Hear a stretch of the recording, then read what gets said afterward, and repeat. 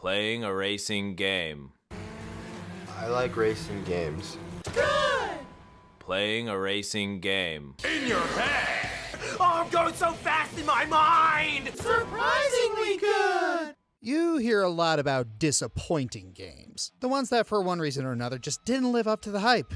Heck, I did my own list about the subject. What you don't hear about nearly as often is the opposite. The games that had everything going against them, yet somehow managed to knock it out of the park. There are many ways it can happen. Maybe it went through a ton of development hell. Perchance it's the latest entry in a franchise that's been going downhill. Perhaps it's from a developer with a bad track record. Or possibly the marketing did a really bad job selling it. Whatever the reason, these are the top 10 surprisingly good games.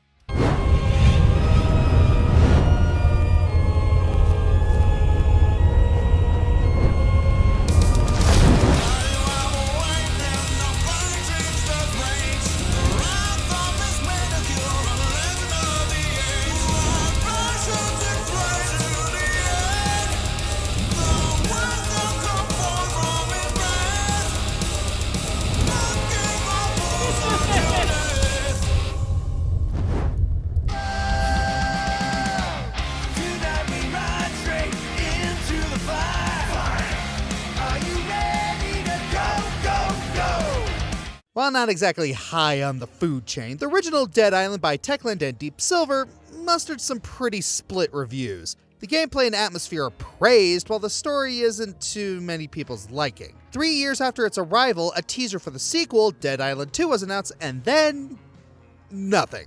DI2 ended up being another victim of development hell. In this case, going through all 9 layers. It started off when Techland and Deep Silver ended up parting ways. After that, DI2 ended up bouncing from one dev to the other, Jaeger, Sumo, before finally landing on Dambuster Studios. This was going on for 11 years, by the way. You don't want this to be called Dead Island forever, do you? At that time, we saw a bundle of Dead Island spin-off games that were just not good. The series basically burnt out with Survivors in 2018, long before 2023, when we finally got DI2. So after 11 years in development hell, multiple custody battles, mediocre spin-offs, how did the game turn out? Decently, actually. You're lying, Dolores. No, I'm serious. The game ended up being pretty fun. They stepped up in graphics compared to the first chapter, and while they backed off with the open world gameplay, they made up for it with a gore system that's really shouldn't feel as satisfying as it is.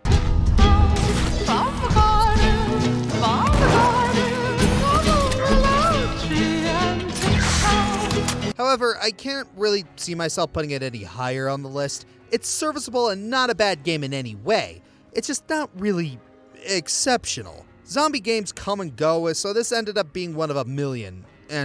Plus, did anyone really care about the story? We just wanted to see the glorious display of carnage and gore. Despite all that, it's still commendable that the game survived limbo and still managed to be a decent play. So, yeah, not gonna bite the hand that managed to survive.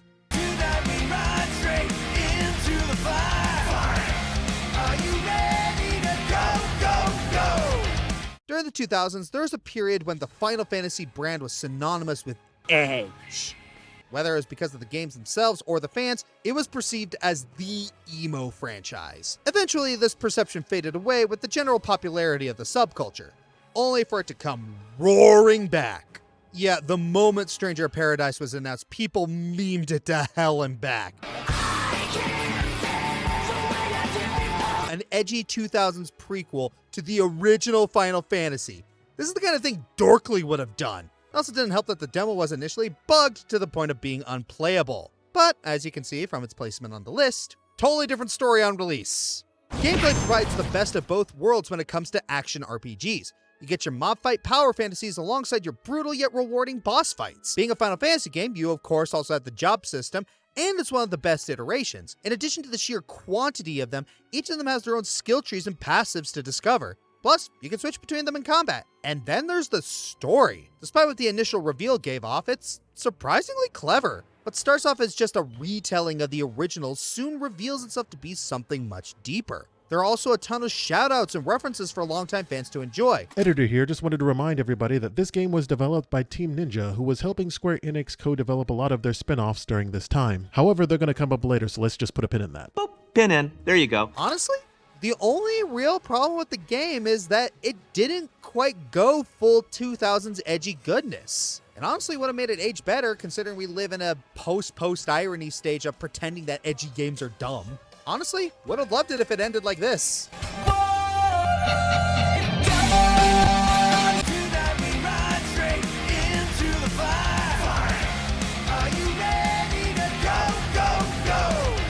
It still surprised me how many games have 10-year development cycles and still end up decent.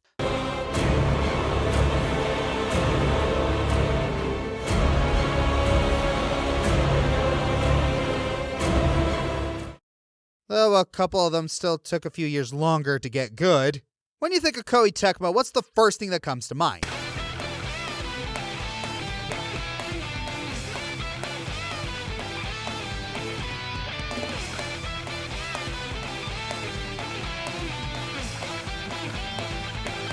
Right, this is my audience I'm talking about. But yeah, it's usually Warriors, Dead or Alive, or anime games based on Warriors. Well, back in 2017, Koei made another action game with their Ninja Gaiden division, Team Ninja, and yeah, it was just as hard.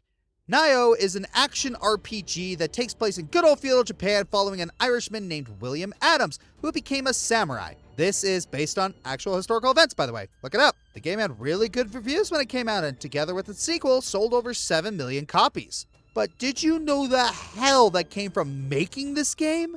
Development started back in 2004. It was supposed to be a launch title for the PS3. Producer Ko Shibusawa had a lot of hope for the games and was a bit picky about its genre. It started out as a normal JRPG before being switched to a Dynasty Warriors type system. Shibusawa didn't want the game to be too similar to other Koei products, so he brought in Team Ninja to help development. But then the game started to look like Ninja Gaiden and development started all over again. In total, the project restarted 3 times before we got our current product, which people say is very similar to Dark Souls.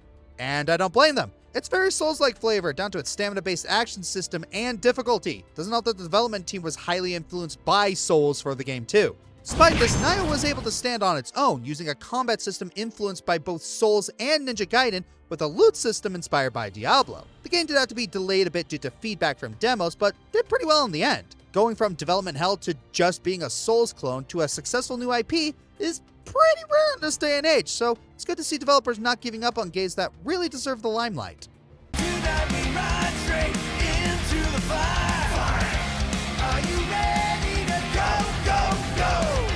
I'm a Sonic fan! A decent playable 7 is like a 10 for us, baby!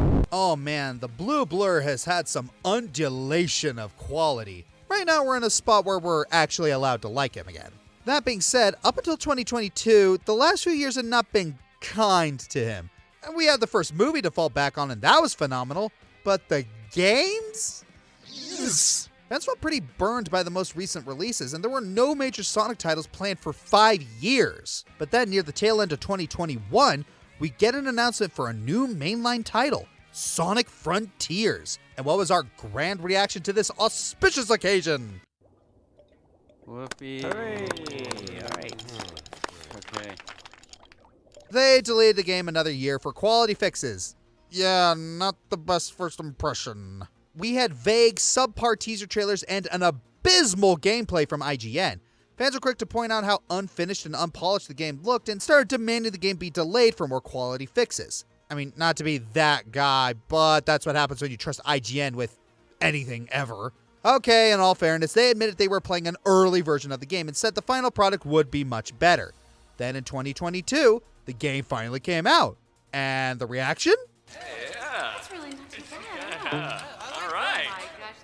Yeah, it needed a little more spit and polish, but it was definitely a step up from the previews. The soundtrack robbed at the Game Awards. The gameplay, super fun and solid, especially the boss fights. The story? Okay, it mostly takes a number from Shadow of the Colossus, but it still feels like it understands and respects the world it's playing with. In addition, it has some of the best characterizations I've seen in a while. Sonic himself is the most bearable he's been in years, and his interactions with the rest of the cast feel spot on. While there was a lot it got right, there's still a bit that held it back from being perfect. The combat, while still functional and filled with juicy spectacle, doesn't have much depth. Also, the idea of an open-world Sonic game didn't really win a lot of people over, especially since the world sometimes feels empty. Despite the bumps, I still consider Sonic Frontiers one of the best in the franchise. In fact, it's my favorite. It breathed quality and life back into a series that was starving for both. And it seems that it's paved the way for a brighter future. It's kind of inspirational considering the rough start it had before release. And yet it picked itself up, brushed itself off, and delivered in spades.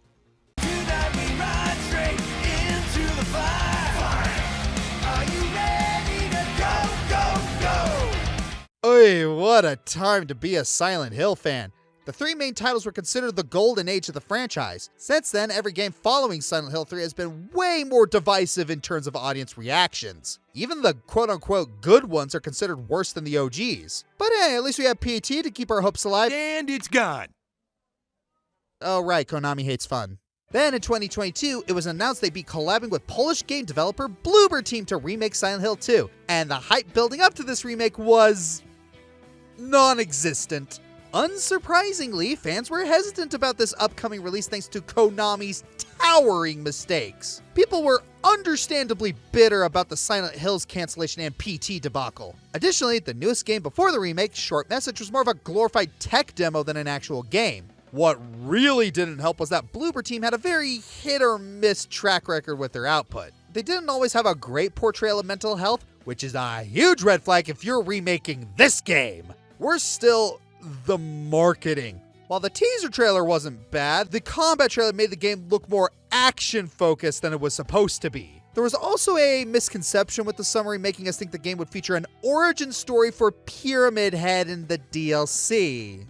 Yeah, if you play the game, there's multiple reasons why that can't work. Thankfully, this was proven false, but folks, we're still trepidatious. Despite having so much against it, when the game finally debuted in October 2024, it did way better than expected. Yeah, the original game is still legendary, but the remake managed to take what made it great and improve it in a lot of ways. The visuals add a whole new layer of creepiness and ambiance while still retaining the gruesome monster designs. The combat, while not perfect, is more utilized for modern gameplay along with the navigation. The writing and characterizations also got fine-tuned and a lot more nuanced, showing how it can handle the subject of trauma and mental health delicately. Silent Hill 2 is still remembered fondly for how much it added to the survival horror genre. While the remake didn't have such a revolution, it didn't need one. It just needed to honor its predecessor. And it's safe to say, it did so. And then some. It managed to revive people's faith in the Silent Hill franchise after a perpetual dry spell. And even got praise from the original cut's director. Come on, that's gotta mean something.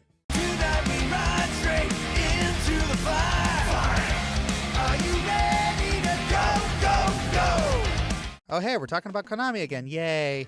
In the early 90s, a group of developers at Konami had an idea for a revolutionary new run-and-gun game. The higher-ups weren't too keen on it, thus the developers left to pitch their idea elsewhere.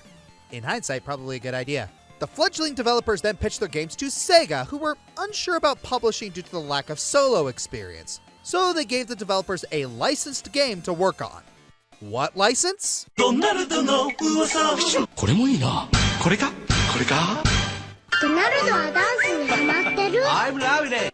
How? How could a frickin' McDonald's game be any good? Especially one from 1993. Who even made this?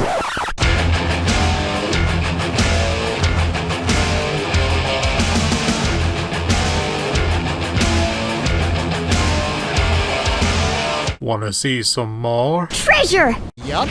This was one of the first games developed by Treasure, better known for some of the most iconic bullet hells of all time.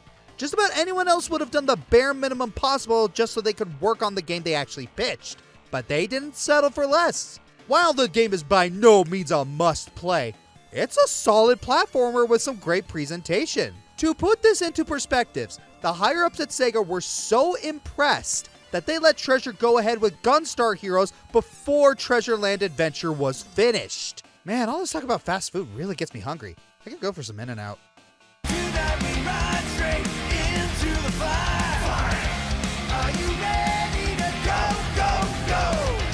Indie games have relied on crowdfunding numerous times over the years with varying degrees of success. Unfortunately, there have been a lot of recent Kickstarter failures that range from disappointing to outright criminal.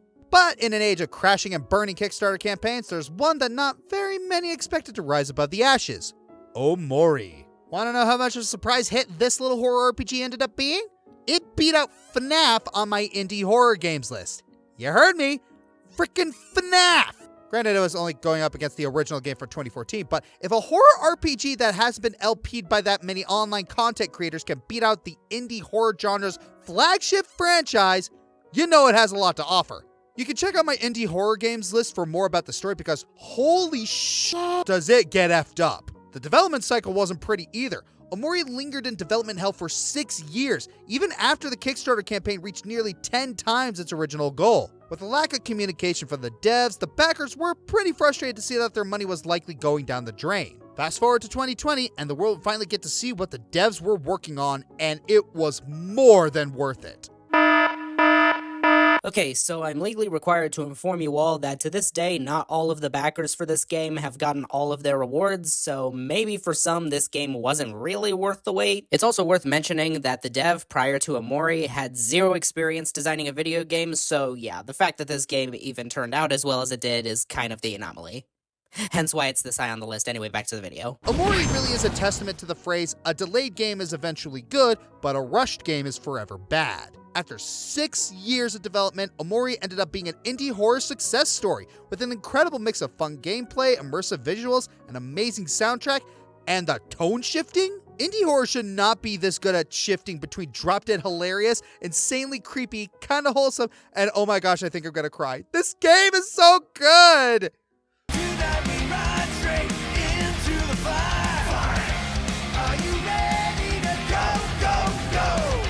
Come on, Electofan. Make me beautiful! Exercise and video games normally go together about as well as me and alcohol. Yeah, I don't drink, sue me. So, a video game where you're supposed to exercise to play the game doesn't sound like something that would be appetizing to the Doritos and Taco Bell crowd, right? Well, Nintendo proved it could be done. When the Wii first came out, the motion controls got gamers and families everywhere up off the couch and getting an arm workout from throwing a bowling ball backwards a million times over. And with the Wii at its peak, Nintendo would release Ring Fit Adventure. Wait, it wasn't released for the Wii? What do you mean it was released for the Switch? Yeah, apparently Nintendo wasn't done with motion controls even after the Wii brand died out. Ring Fit Adventure was released on the Nintendo Switch in 2019, and it would eventually become a surprise hit. Now, this wasn't Nintendo's first endeavor into fitness-based gaming. Wii Fit exists. While it was revolutionary for the fitness world at the time, the whole thing felt less like a game and more like a physical education simulator. Ring Fit Adventure, on the other hand, is a game. It's a turn-based RPG where the attacks are all physical movements you make with the ring con and leg strap. There's an actual story mode to the game where you play as a young athlete who meets a sentient ring and together they have to defeat an evil bodybuilding dragon named Drago. This makes it so that there's actual investment in the game, motivating the player to keep up their exercise routine better than any fitness calendar. This game is also guided routines and party-style games for those who mostly care about the fitness part. Speaking of which, the main reason for Ring Fit Adventure becoming a smash hit is the time that it came out. Sure, it was overlooked at first when it was released in October of 2019, but fast forward to March 2020, and it became a great way for people to get a regular exercise while the gyms were closed due to a certain something. As a result, Ring Fit Adventure became everyone's go-to exercise tool to burn off all the takeout they were ordering at the time. Ring Fit Adventure shows that exercise and video games can go hand in hand, but it would arguably change a lot of people's exercise routines. Yes, the pandemic is over and you can still hit the gym and grab those dumbbells if you so desire, but when you've got an exercise game this creative and this fun to play, why not just put your Nintendo Switch in your home gym and cancel that overpriced gym membership? Or if you're like me, you could just lift and lower your kids multiple times.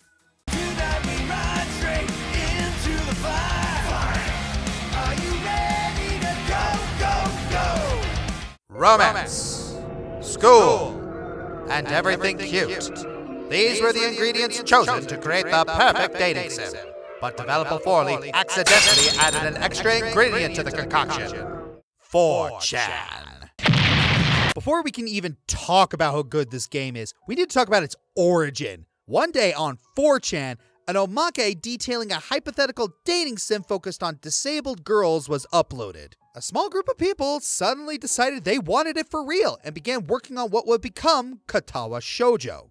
Being made for free by a bunch of people with little professional experience, the project went through a nightmare production before it was finally released 5 years later. Then there's the game's central premise, a dating sim about disabled girls. That's the kind of thing you see South Park do as a parody. Yet despite everything, the game turned out fantastic. For starters, the presentation. Absolutely no money went into this, yet it looks gorgeous. There are professional quality, fully animated cutscenes for crying out loud. Of course, that all pales in comparison to the most important part of any visual novel, the story. Each character you meet feels fully defined and unique. Even if you're not super into the archetype a given girl represents, they're still well written enough that each route is worth pursuing. The subject of disabilities is also handled incredibly tactfully, far greater than some pieces of media ever did. It managed to strike that perfect balance between informative and respectful, but not preachy and infantilizing. Katawa Shoujo is often recommended as the game to introduce others to dating sims, and it's not hard to see why. With all the signs pointing to the game being simple gooner bait with a little bit of effort, it not being that is a serious breath of fresh air.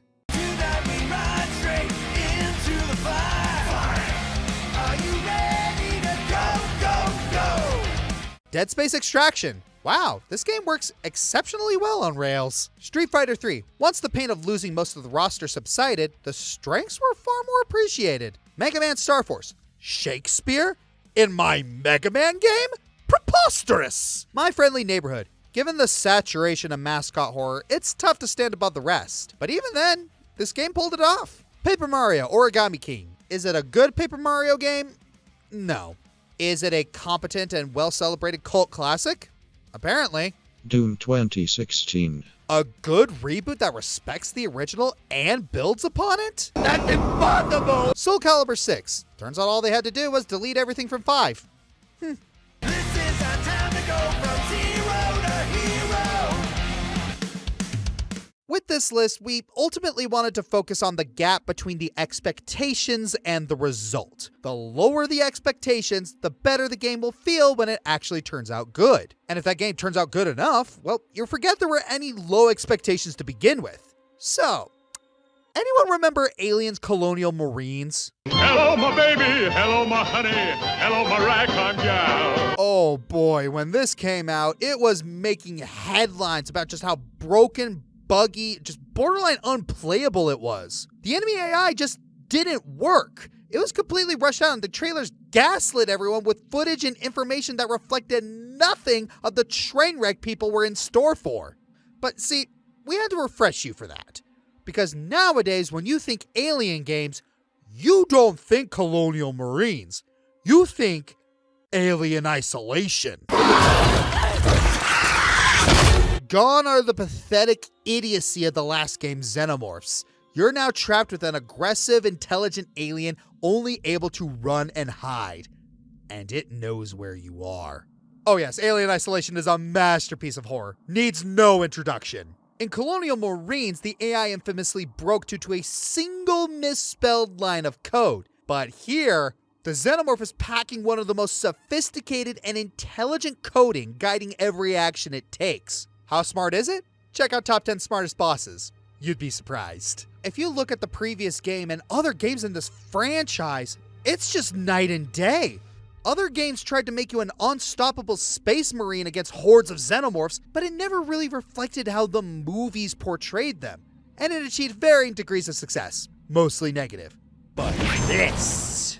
Everyone was utterly blindsided by both the monster and the game's quality.